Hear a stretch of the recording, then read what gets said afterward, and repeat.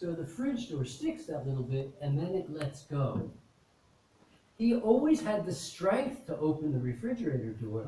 He didn't have the reflex ability, the neurological balance, the coordination, or the strength to be able to adapt to the jarring of when the door let go.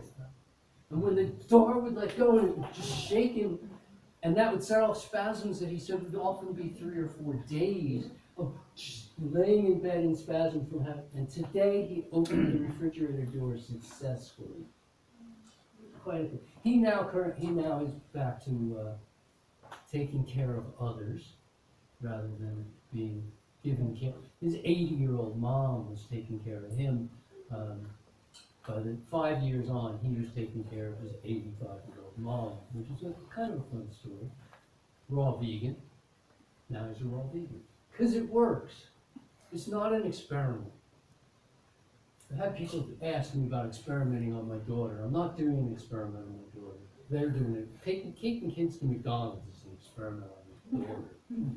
That's, I mean, you go to McDonald's, it's for the bathroom. And that's the only reason you go. So the little bit of strength, I don't care whether you're trying to be. Chris, can I use you again? All week, Doug. Phenomenal. You be my guy. Chris is fit. He's got spring in his legs. And what I want you to do one time is just jump up and down once. Good. I mean, I love just the way one he jump. looks at the ceiling. Okay. Yeah, just in case. I mean, nice. Lots of spring in there. And what we're going to do is we're going to make you just a little bit heavier. Okay? So now you're a little heavier. Okay. Jump up and down. Really? Yeah, go.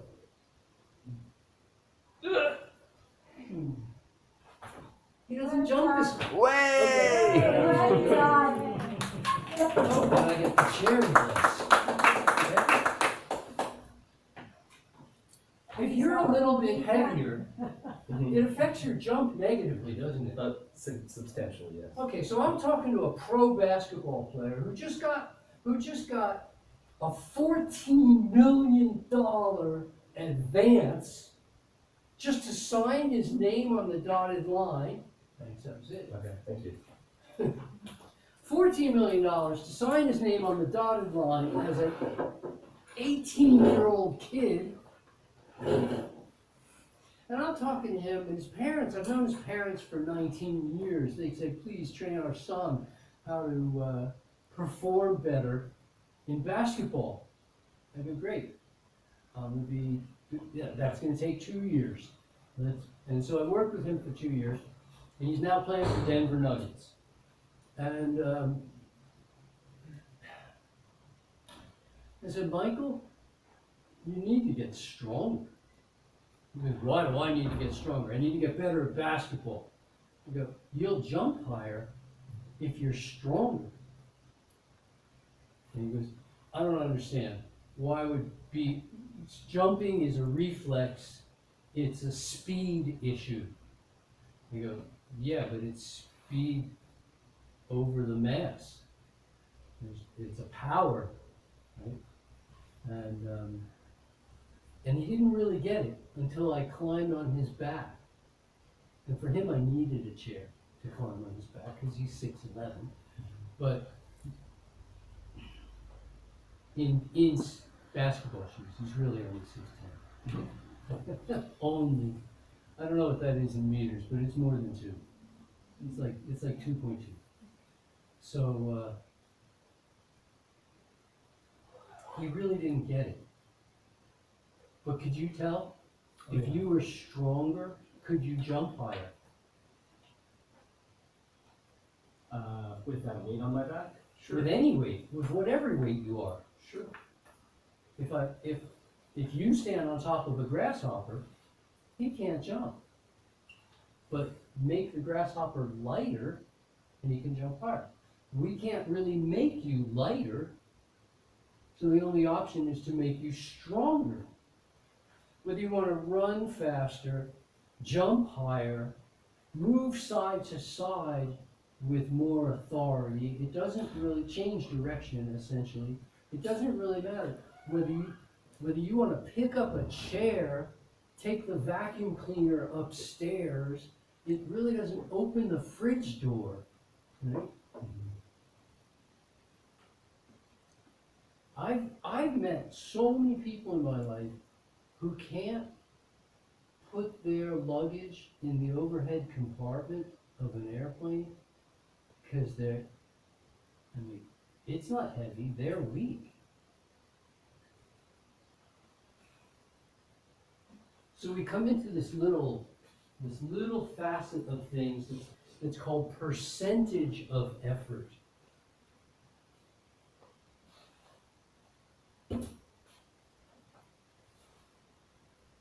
For me, I could probably do 1,000 of these. I would think. It's just not particularly heavy.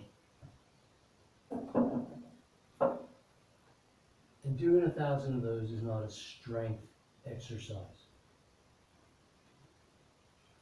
But for some people, that exact same exercise would be the limit of their strength. And so for them, doing that exercise is strength.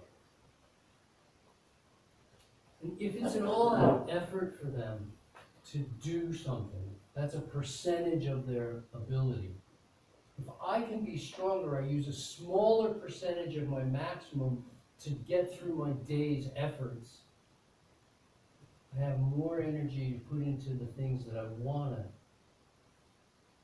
direct my focus on. Strength comes out to be an advantage. We have two options. We can either maintain and develop our strength. After it goes away, we can regain our strength. Which would you rather do? Do you want to have it tiptoe away, or do you want to keep what you've got and still get a little more? The question becomes, 5 years from now, 10 years from now, well, there's two questions. How many people expect to be alive 5 or 10 years from now? I certainly do. And would you like to be weaker or stronger 10 years from now? How many people want to be stronger 10 years from now? Okay. In order to be stronger 10 years from now, you have to do something for your strength. Because if you're not specifically doing something for strength, then it's tiptoeing away, and your strength just goes away. And the next thing you go, oh, I used to be able to do this, or gee, I used to be able to jump off the floor. How come I can't get? And you'll see people who go to jump, and there's no jump left. I've worked with people who are so incapacitated that they can't get airborne. Can we all try it one time? You just stand up. Let's make sure we can all get. Can you get off the floor? Yeah, off the floor. No problem. No problem. Hard to imagine. Not. Let's do it on one leg. Can we still? Is it different on one leg than it was on two? Yeah. A little harder, right? You could imagine. It lets you at least imagine that there could be people who can't get off the floor on two legs.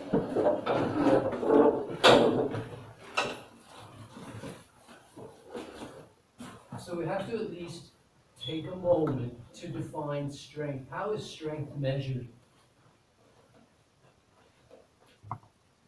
It's the force you can generate. It's the force you can generate. With the Weight resistance, how much weight you can lift versus Getting there. Mass times speed. That's some speed. We're getting there.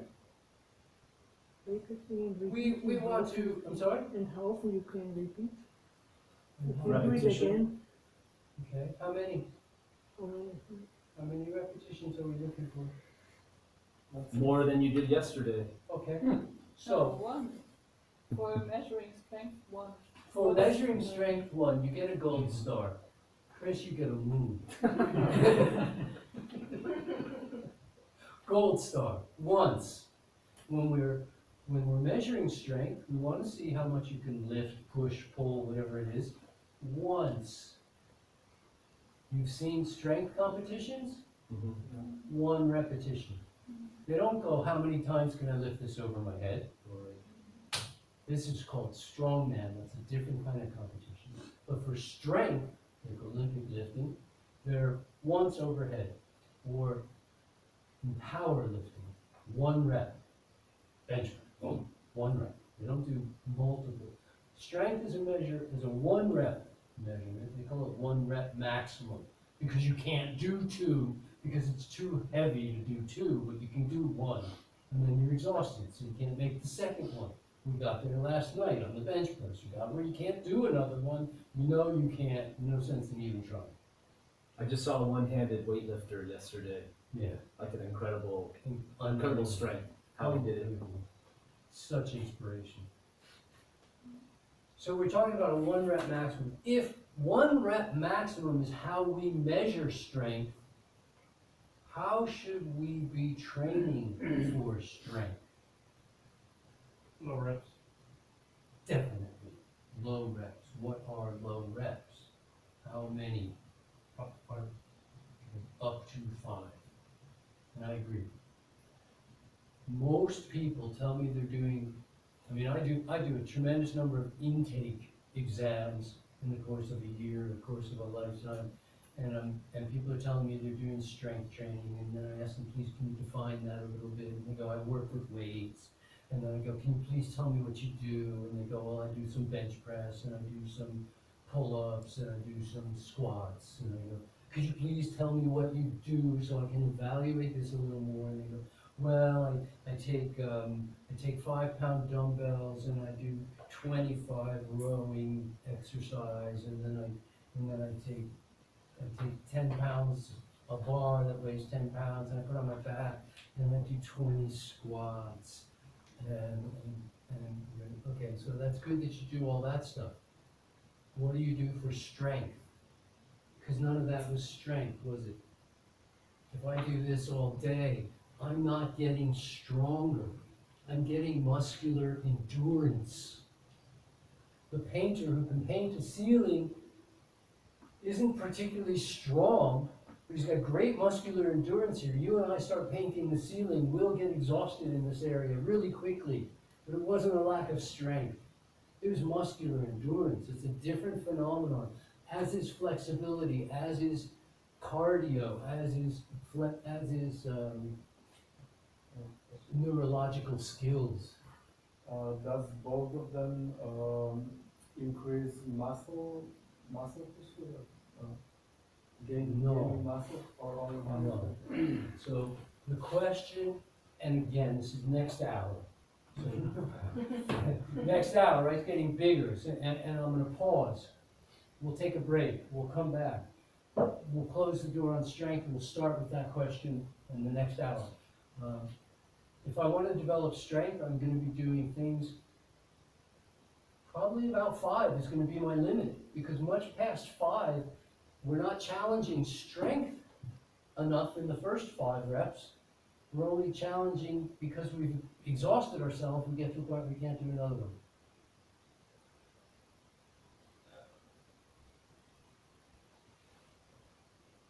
Let's work or play or imagine or however we have to do in our training for strength. Let's have it be strength training. The number of people that tell me that they're doing a certain thing and then it finds out they're doing something else. I had a girl one time tell me she wanted to get so good at pulling. And the way she was going to get better at pulling was by doing push-ups. I was just going, really? She goes, yeah, I've been doing push-ups for 6 months, but I'm still no better at pulling. I don't understand why. Let's pause at this point. We've asserted that strength is important, and none of us want to give up our strength. We want to get more. We're going to look at how this turns into the relationship between size and what do we eat and all that more direct application in the next hour. I'll see you guys in 15 minutes.